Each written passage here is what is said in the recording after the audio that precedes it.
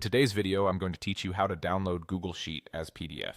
If you need to share a spreadsheet in a format that looks the same on every device, a PDF is the way to go. PDFs preserve your layout, fonts, and spacing, so what you see is what others will see, whether they open it on a phone, a tablet, or a computer.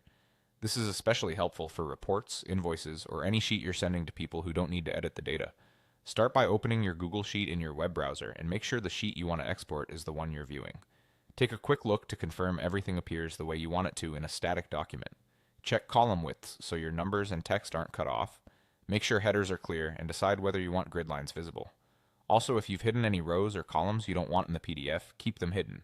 If you need them included, unhide them before you export.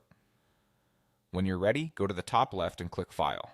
Hover over Download and then select PDF Document, My PDF. Google Sheets will generate a PDF using your current sheet's layout and default print settings.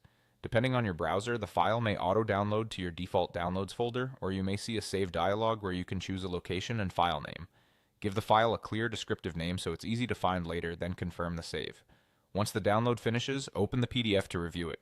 Scan through the pages to make sure the content fits nicely, the headers are readable, and any totals or charts are clearly presented.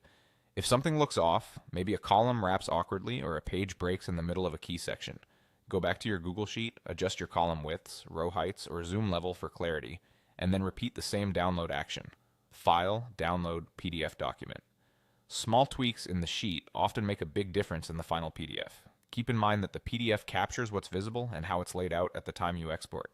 That means frozen rows, hidden columns, and the way your data is aligned will carry over. For complex sheets, it can help to create a dedicated tab designed for sharing, with concise headers and the exact range you want others to see, and export that tab as your PDF. That's all there is to it. With just a couple of clicks, you can turn any Google Sheet into a clean, shareable PDF that looks great wherever it goes.